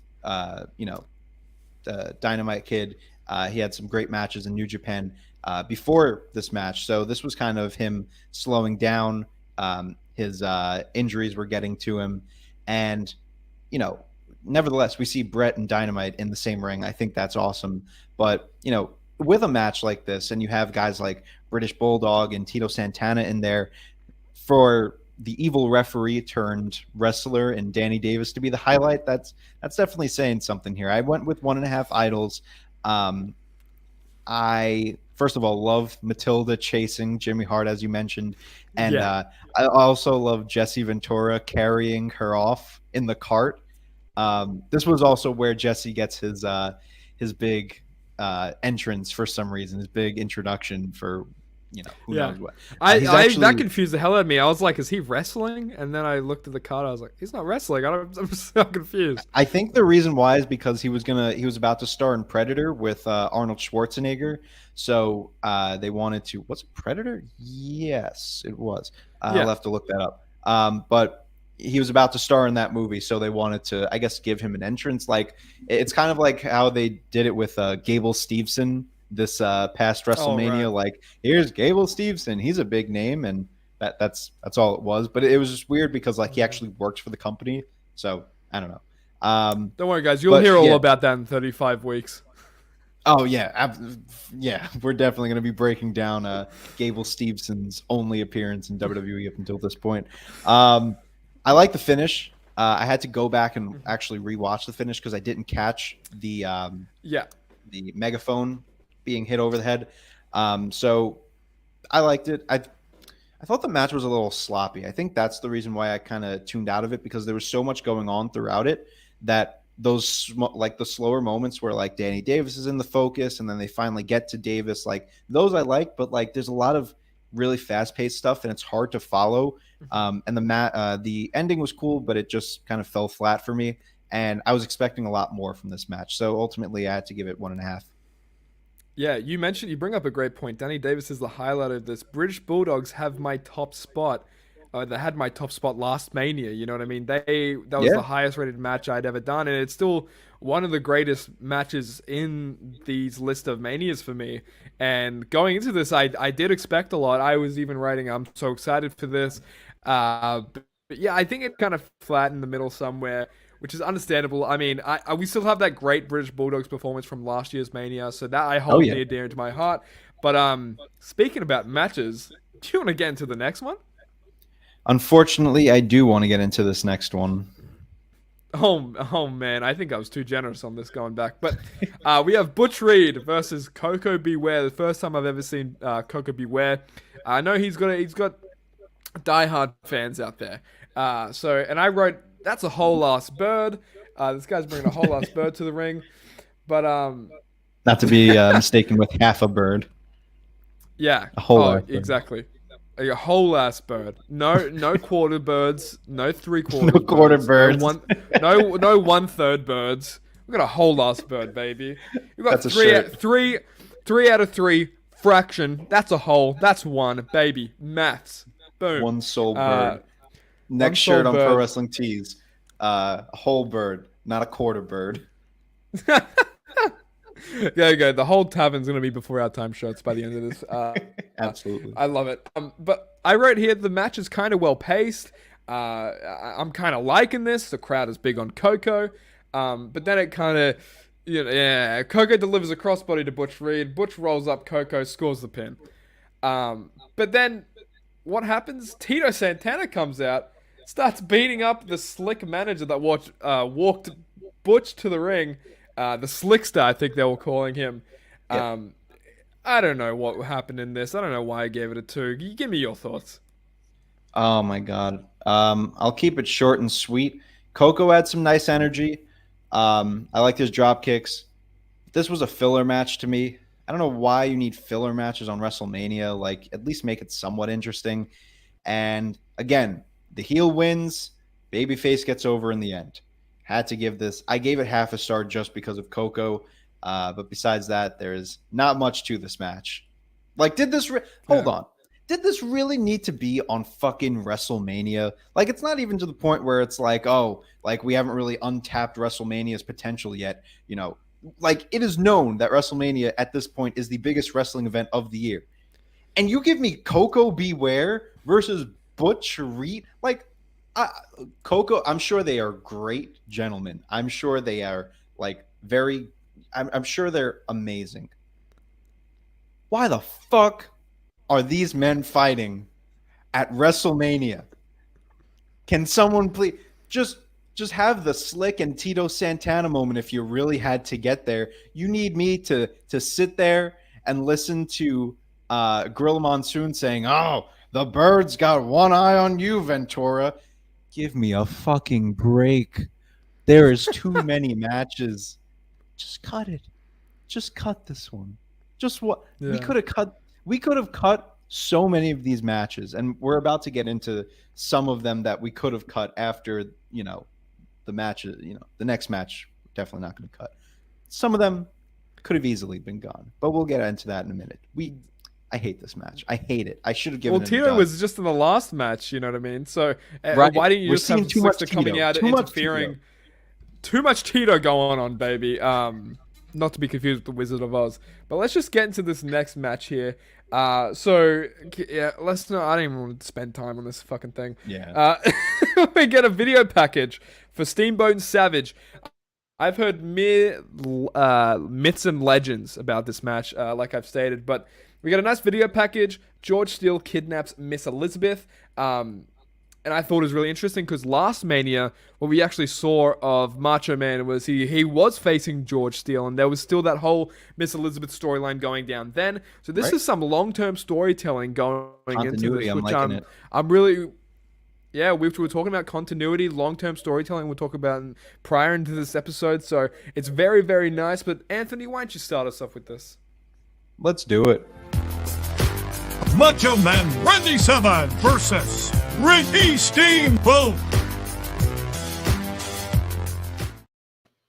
Boom. Boom. Oh my God! Look at those ratings. So many of your faces, Anthony. I love it. I know. Look at that. But yeah, man, this is great. This is Randy Macho Man Savage, the IC title, the IC champion versus Ricky the Dragon Steamboat. God damn. Well, Nick, before we get into this match, I just want to call out real quick, the pre-match stuff, right? Because Randy Savage, obviously he's been talking throughout the night. I think he gets a little promo before this match just to, point out that he's the Intercontinental Champion. Yeah. Talking about Elizabeth and all that type of stuff here. Yeah. It's also 1:30 in the morning here, so I cannot do full out Macho Man. We're gonna need Mike on one of these episodes just to do the impression. But yeah, please. There was one promo that truly caught my ear, caught my eye, and that is from Ricky the Dragon himself. And dude, words can't put into, I can't speak the words to truly showcase how much this got me ready for this match. So there's only one way to present to you this promo. And it is time to swing on over to this Ricky Steamboat promo, as brought to you by Alfred Vision. Promotional consideration paid for by the following. My last opportunity. Randy Savage, the day has finally come. The minutes, the seconds, we have reached our moment. As you and I climb into the ring, we clash like two titans. But there will only be one winner. One winner, Savage. This dragon will do fire. This dragon will scorch your back. I will come away with the championship belt and see new horizons.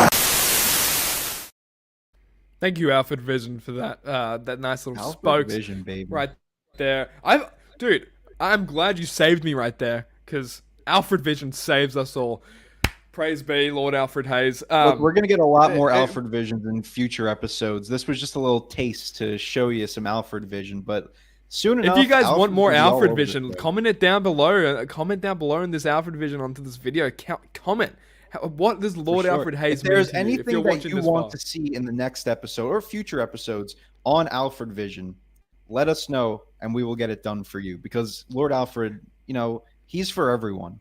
Al is for everyone. So we'll get you some Alfred Vision.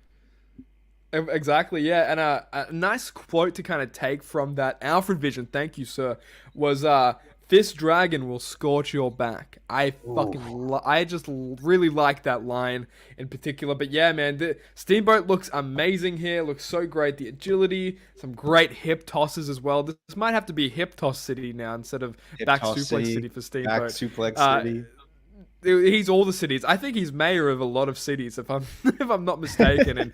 And one of them is Back Suplex City. One of them is Hip Toss City. What's it going to be the next time around? Who knows? But there's a loud Steamboat chant that's starting in the arena. Macho's going after the throat, which is the injury and the whole key point and the story going into this match, which I thought was cool. Harken to the story a little bit. Savage getting heel offense, and then Ricky retaliates, and the crowd is so hot for Steamboat. It is ridiculous. Look at the speed of these two, Gorilla Monsoon said, and I was just thinking the exact same thing watching this. Look at its absolute agility and speed. As you can see, Ricky Steamboat lifting Macho Man, kind of getting his revenge on that crushed larynx that Macho delivered to Ricky Steamboat. Yeah, and I want to point out here something that Jesse Ventura said. I don't know if you caught it, but this is the first. He went to the well. This is the first time that someone's gone to the well in WrestleMania history. Holy shit. This is a huge inside joke for young Anthony and I. We were doing, I think it was a Hell in a Cell live reaction thing. I'll keep this short and simple, but basically, I think we brought up the term they went to the well, and then we were like, whose well it is? Is it who went to the well for the very first time Why in were the they existence? going to No the one well? knows. But someone went to the well in this match, and I can't believe I didn't even write who went to the well in this. I'll have to go back. But so Someone we went got to the our well, that's first all that well. Our first well mention. Thank you, Jesse Ventura. So, what do you think about the well mention, Anthony? Dude, I didn't even catch that. I'm gonna have to rewatch this match because of this. Fuck. We went to the well. I'm so happy. I'm so happy. We went to the well, baby. We've done it. We've landed on the moon. We've stuck our before our time flag on it, and now we're jetting back out of here. But this is great. I wrote, who's well? Where is this well? Because I've still got so many questions about this well. Macho Man knees Steamboat onto the outside. He flies over the barricade onto the fans, Steamboat does, and George Steele picks Ricky back up onto his feet. Nice. I drink too much water and I talk too much during this, but picks him back up at his feet. And I wrote here the ref might have counted to 3 accidentally.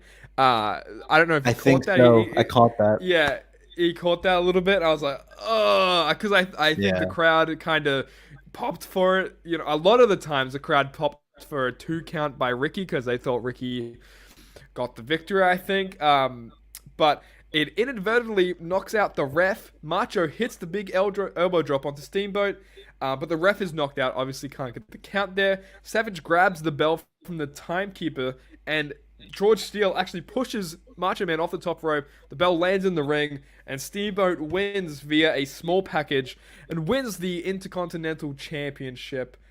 Beautiful stuff. I give this a 4 out of 5. This is on par with the highest rated match, which is the British Bulldogs and Dream Team.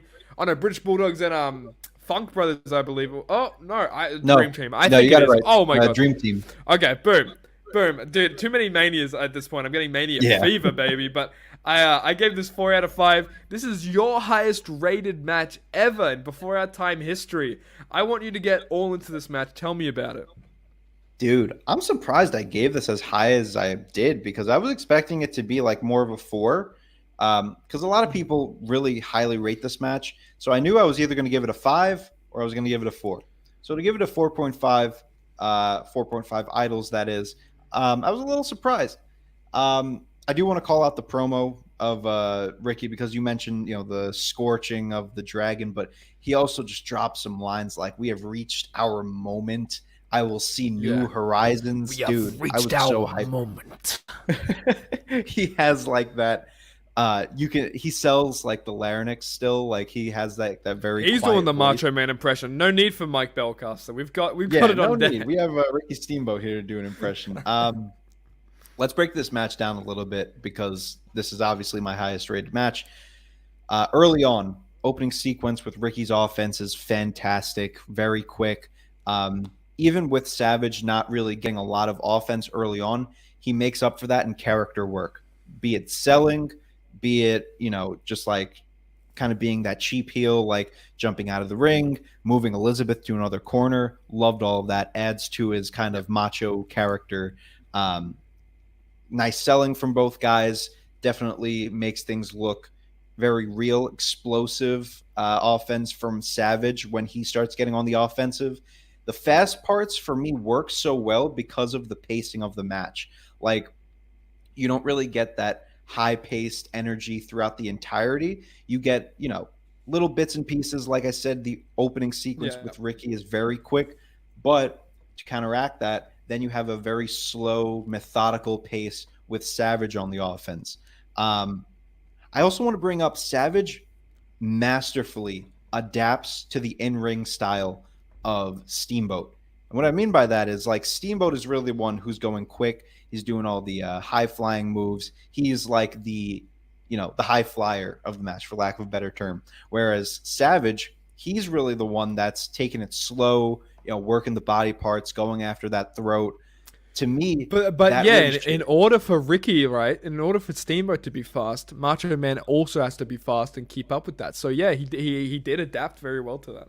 Yeah, and usually, like, this is where you see the heel being like the slow, he slows it down, and for the majority of the match he does. But like you said, there are some moments where Savage picks it up too, and He, gets all the cheap shots in, like, being that heel. He like really goes to the well to be that heel.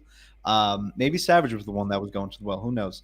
But Savage was the one that was really like, he just adapts to the way that Steamboat works, and I think that is so great. Yeah, that's really all I wrote. It was just undoubtedly a classic of a match. I knew that I was going to give it a high rating.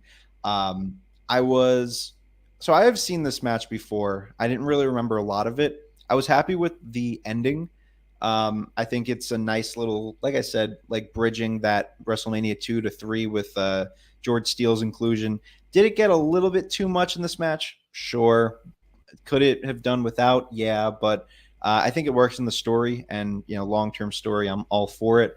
Also, a little fun fact, I don't know if you ever knew this, but like this match was heavily scripted by Savage to the point where he actually faxed a copy of the script to Steamboat to like study bullet for bullet every move that was going to happen, because Savage was like very nervous about this match. So like they made sure like they would quiz each other, like on which spot comes next.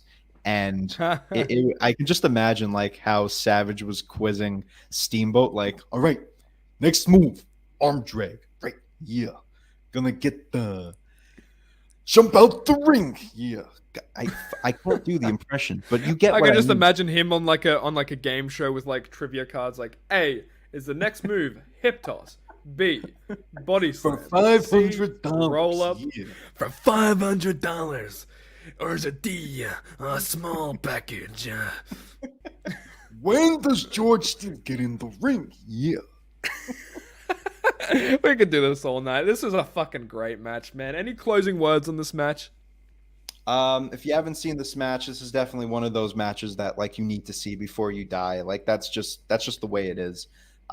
Beautiful in-ring work from both guys, makes Steamboat look like a star. Look, I know that he's not really, the prime candidate, but an underrated pick for Mr. Mania is Steamboat these last 3 Manias alone because of how good he's been. Yep. 100%. Going into this, you'll see who my Mr. Mania is, but Ricky Steamboat was a big contender. There we go. Little spoiler for the little Mr. Mania. He's not my Mr. Mania, but he was a close second. For sure. If, we'll get it. Well, I don't want to spike it away too much. You have to watch for that. But let's go to the next match, man. Let's go to Honky. I love how it just says Honky versus Jake. The Honky Tonk Man versus Jake Roberts. We see Alice Cooper with Jake Roberts. They show a clip of Honky Tonk Man hitting the guitar over the head of Jake Roberts. I don't know if you knew this, but that was a real guitar and wasn't a prop guitar. So it actually kind of busted Jake Roberts' like neck a little bit going into this. I know that.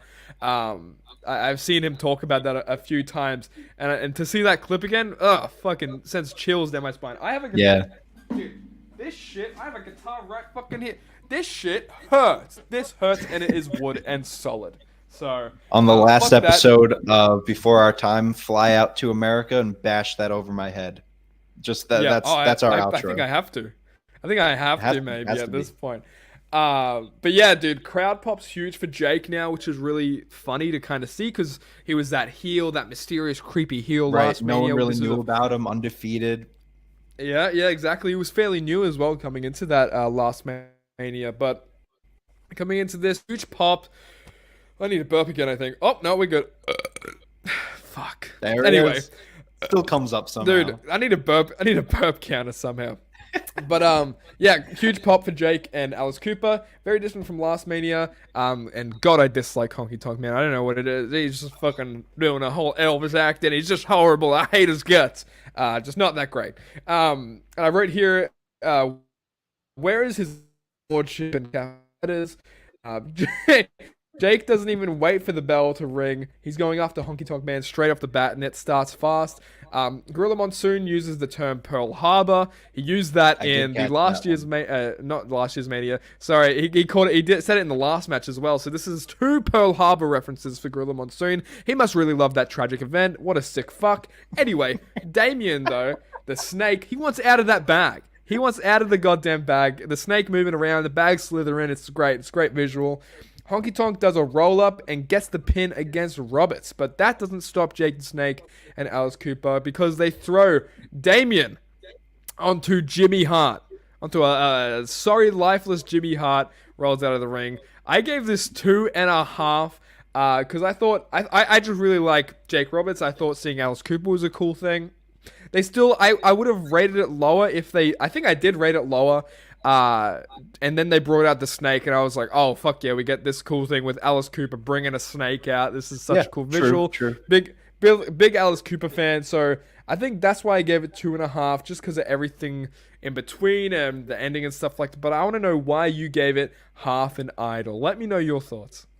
I hate this match. This was when I mentioned before on the Butch Reed match that there were some matches that should have been cut. This was one of them for me, even with the inclusion of Alice Cooper. Like, dude, Yeah. obviously Jake Roberts looks great in this match. Puts Honky over huge, sells his ass off, gets some, minor offense in, but for some reason they're putting Honky over huge.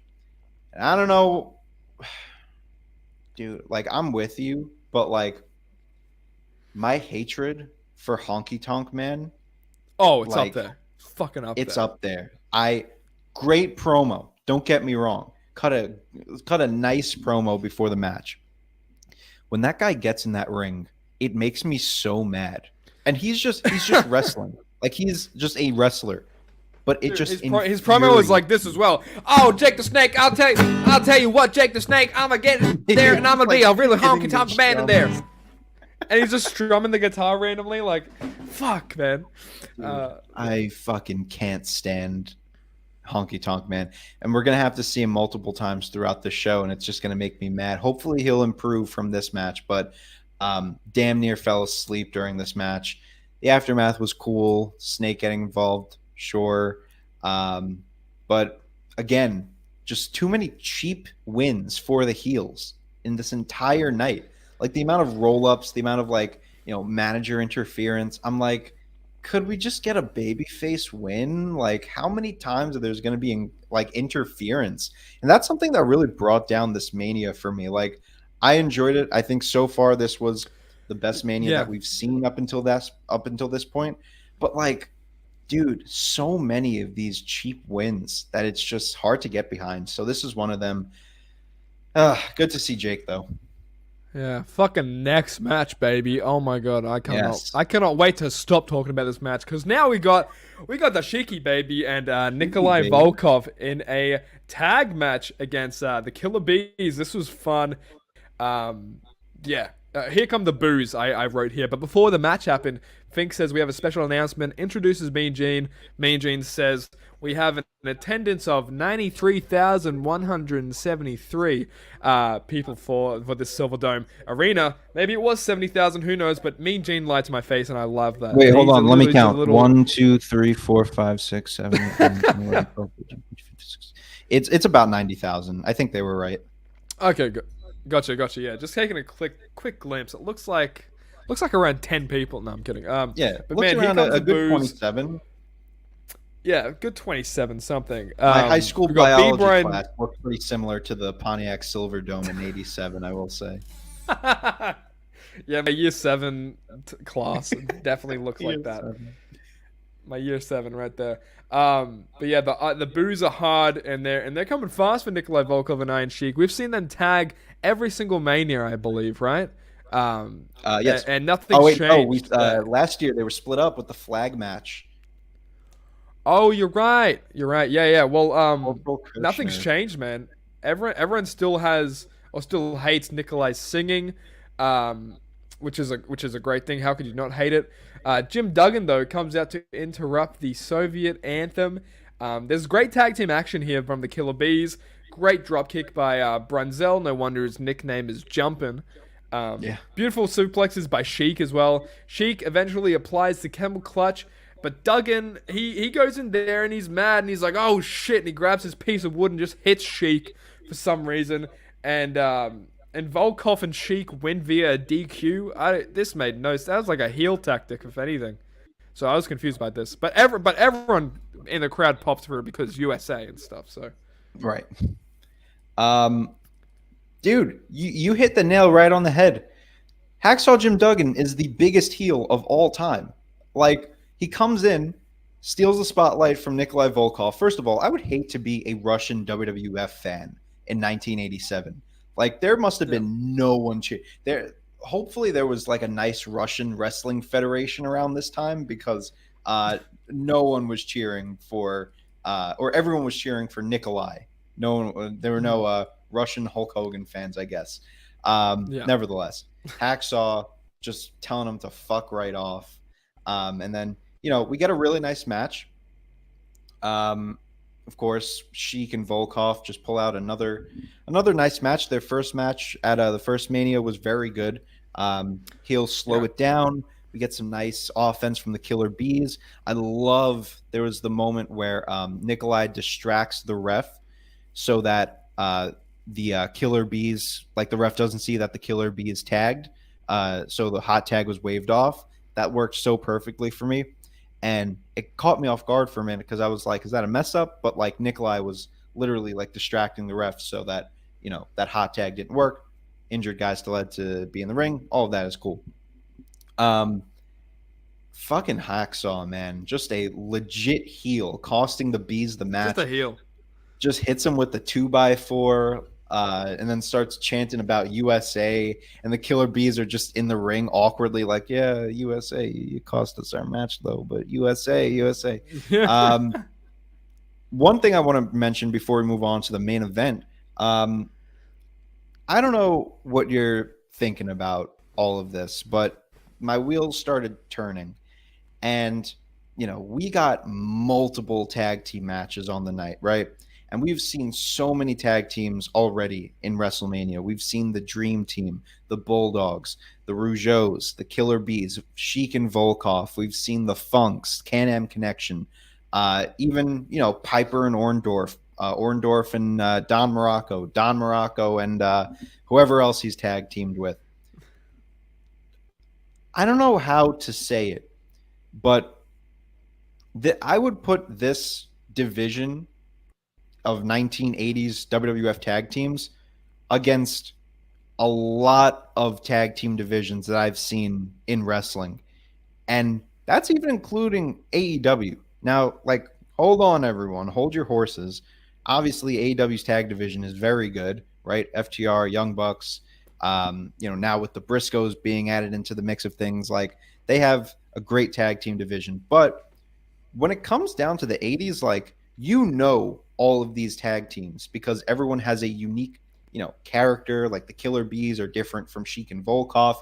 But at the same time, I think where it comes into difference more is that everyone wrestles so differently. Like, the Rougeaus offense is so much different than, like, the Bulldogs offense. And, like, Sheik and Volkov, although they're heels, they're completely different heels than, like, the Dream Team. And I love that so much. There's so much diversity within the tag team division that I would put this division up against any that I have grown up with because of how good of characters and how dedicated of wrestling styles there are in this division. I don't know what you think about all of that, but that's kind of my take on that. Maybe a hot take. I would love to see some of the tag teams in these past few Manias go up against some tag teams in AEW because tag team wrestling, some of my favorite wrestling out right now, and these Manias are proving it. You know what I mean? Like, it's just helping the fact that I love tag team wrestling now. But yeah, dude, I thought this match was pretty great overall. I gave it 2.5. You gave it 1.5, kind of on the same wavelength, but yeah, it was just kind of a match. I gave it whenever I grade these things, I say this a couple times, but I normally think of it out of 10 because that's just how I've been grading stuff. So I say 5 out of 10. It's not bad, right? But it's not great. It's just kind of a match. So I gave it a halfway point. You gave it 1.5. You want to move on to the main event? Dude, it is time for your motherfucking main event. Hulk Hogan versus Andre the Giant. Boom. Boom. Dude, boom and bap and bam. It's getting so dark here at the Nick Storm residence. I don't know what's even going on anymore. It's getting nighttime. We've been here for so long. This is the final cue. It's the final match to wrap this up here. But guys, we have a nice video package showing it how it all went down. Hogan and Andre are on the same page at first, even tag teaming. Hogan doesn't want to face Andre because they're friends. Like, no, we're friends. We can't face each other. Hogan's distraught about this. The Giant even rips the shirt off of Hogan and just dips, as we saw in the video package earlier. But Hulk is coked out. Oh my god, he's going off in a backstage promo. The day the whole earth is gonna shake is a line I got from this. So many great lines in this whole Mania. And you know what he does, dude? He has his shirt off and he just starts posing after the promo. Just starts posing. I'm like, this guy has energy. Oh my god, it's like second to none, man. But yeah, I want you to talk about this real quick because I'll turn my light on because it's getting fucking dark in here. But yeah, entertain the masses, my good friend. Perfect. Well, let's talk about this match real quick, and let's talk about before the match here. Iconic entrances by both Andre and Hogan. Andre, of course, getting the trash thrown on him. Hogan not even needing the little entrance cart, the little ring cart, just goes right in, runs to the ring, basically. And of course, we just get this iconic moment between these guys, the stare off, and you get the call from Gorilla himself, the irresistible force meeting the immovable object. And we get into the match. And Hogan sells perfectly in this match. Like, it's over the top, right? It's very 80s, but it works for Andre because Andre, like we talked about in the road to WrestleMania, barely can walk. He had to get surgeries right before this match so that he could take this WrestleMania payday. He was not looking good. Few fun facts. Paul Orndorff was actually like ready to go to be the replacement for Andre if he was not ready to compete in this match. And Andre, I'm gonna let you a little pop quiz here. Give me a number of how many glasses of wine do you think Andre drank before this match? Glasses or bottles? Because I see him drinking both. I'm gonna say, let's say 3. Give it a nice 3. Trick question. It was 14 bottles of wine that this man drank before he got into the main event of WrestleMania. Nevertheless, 14 bottles of wine. Andre's ready to go for this match. Beautiful shot of a body slam by Andre with some like little flashes of the cameras. That's another really great thing about these older Manias is like you get the camera flashes and shit. I also like, Bobby the Brain giving the instructions to Andre. It's really adding to the story here. It gets slow, a really long bear hug by Andre, but, eventually, do the 3 arm things and Hogan starts hulking up. And ultimately, I thought it told a great story. Of course, we get that big body slam by Hogan, which is the iconic moment. But I think it's also important to note, not only was the body slam like a really big moment, not a lot of people talk about when Hogan knocks Andre off his feet with that clothesline, and the fans pop for it huge. So that was really cool as well. Of course, it just wasn't a great match. I gave it 2.5 stars, and that's really enhanced by the nostalgia behind it and the importance, significance behind it. So ultimately, I gave it 2.5. You gave it 3.5. Give me your little spiel on this. Dude, so yeah, Andre's coming down, man. There's huge boos coming from the crowd in his entrance. It's crazy because this is like a complete babyface in my eyes, Andre the Giant. But when they announce Andre the Giant, it's the same soundbite from that little WWE intro, if you remember from a little bit ago. You know what I mean? WrestleMania, everyone has a prize. You know that whole thing. You grew up in that age, you know what I'm talking about. Yeah, of course. Yeah, exactly. You want to fight? Give me. I could sing the whole thing. Anyway, crowd's loving Hogan though. 60-minute time limit, an hour time limit, I should say, is announced for this match. Hogan goes for a body slam right off the bat. Andre gets a fast 2 count because Hulk's hurt and he can't pick him up properly. Andre picks up Hogan with ease, body slams him, showing him what it's all about. Delivers another, and Hogan is hurting. Hogan ducks out of the way though, headbutts and starts retaliating. Crowd is so hot for this. They're hot and nasty. It's great stuff.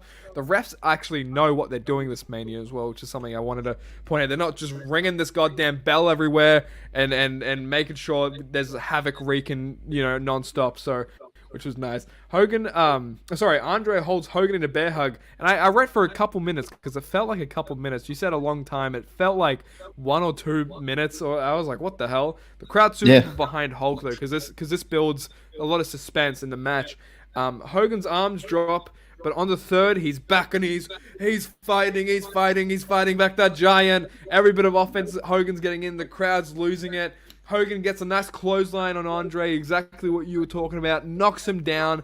Bigger moment in my opinion. But then the biggest moment of this whole Mania, Hulk Hogan body slams this goddamn motherfucker onto the ground. Body slams that giant, the whatever the fucking thing is.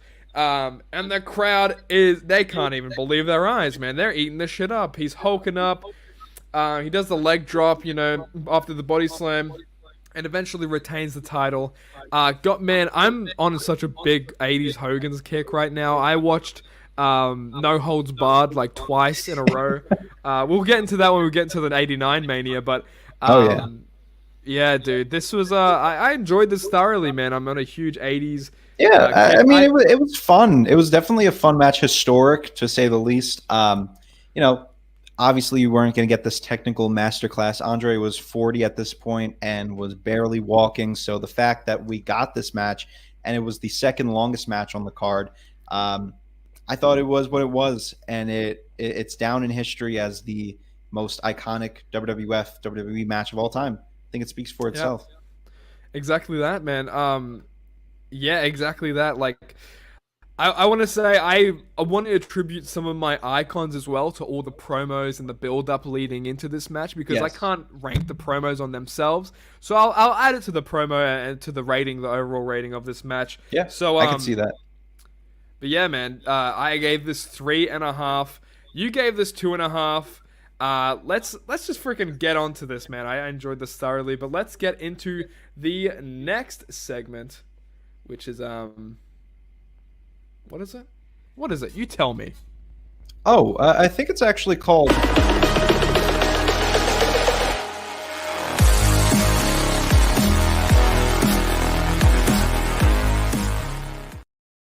Guys, welcome to Mr. Mania. Now, this is we assign who is the top dog of this Mania, who was the breakout from this Mania. I might go first if you don't mind, young Anthony, but I think we're on the same page here. I'll have to go with Hulk Hogan for the second time in a row. He was my Mr. Mania in the WrestleMania 2, and man, I don't know, man. This Mania and last Mania for me, he was just all about that bass, no treble. You know what I'm saying? But yeah, this was, I think, Trainer the biggest reference moment. here on Before Our Time. Yeah, you'll never get it anywhere else, and for good reason. But Very good reason. This is the biggest moment for Hulk Hogan for me. Was this whole match in the past couple Manias that we've watched. So it was a no-brainer for me to pick Hulk Hogan. Who'd you pick? Well, it's funny you ask that, because once again I also picked Hulk Hogan. And it was really for the match, of course. The match is most iconic of all time. The body slam knocking Andre off his feet, the selling for Andre. But it's also for those promos, man. It really gets you going. Hearing all those lines from Hogan, the power of Hulkamania, and just all. What else does he say in this? Like, just some crazy ass lines. Like, you got to live and die and face the truth. Like, just a true philosopher is Hulk Hogan in these 80s promos. But yeah, if you want to take into consideration also the build to the match, like I've been saying, my favorite build to a WrestleMania match of all time, just a simple yet effective story. And it leads to the most iconic moment in wrestling history. If there was ever a big match that the WWF could put on around this time, had to have been Hogan and Andre. And they definitely put it on to epic proportions. So I had to give Hogan his second ever Mr. Mania. Second ever. Me too, man. I'm glad we're both on the same page here. Guys, if you're watching and you're in the live chat, you're in the comment section, who do you think won this Mr. Mania? Would you say it was Hulk Hogan? Would you say it's someone else? I want to know what your thoughts are. But let's get into the last segment, and then let's get out of here. Let's do it.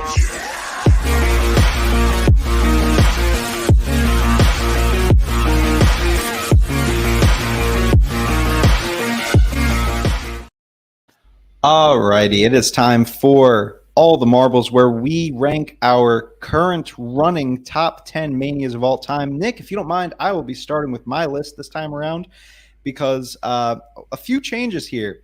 So right off the bat, you see my number one has changed. Randy Savage and Ricky Steamboat have taken the number one spot, gave it 4.5 stars, had to give it. Knocked down the card is the Dream Team versus the Bulldogs from last year's Mania. I also threw in, probably to your surprise, Piper and Adonis from this year's Mania. I love this match so much energy. Piper looked fantastic. The main event of WrestleMania 1 goes down to number 4. Number 5 is Hercules versus Ricky Steamboat. Very underrated match. The main event of this year's Mania, Hogan and Andre gets the 6th spot. We have the tag team title match where Sheik and Volkov win the titles from WrestleMania 1 in the 7th slot. We've got Hogan and Bundy in the main event of WrestleMania 2 taking number 8. Tito Santana and Executioner in the first ever WrestleMania match clocking in at number 9. And to round out our top 10, still going strong, is David Sammartino versus Brutus Beefcake from WrestleMania 1. So that is my top 10. Wow. I'm loving a lot of these matches are just really great. I'm happy of how my top 10 is turning out. But why don't we take a look at your top 10, Nick? Yeah, sure thing, man. Like you were saying, I'm liking how these top 10s are turning out. It gives me a chance to actually see, okay, what matches are good, what matches are not that great, in my humble opinion. Let's start at number 10. We have some few matches here that are the same, but this list is super different, and I love that.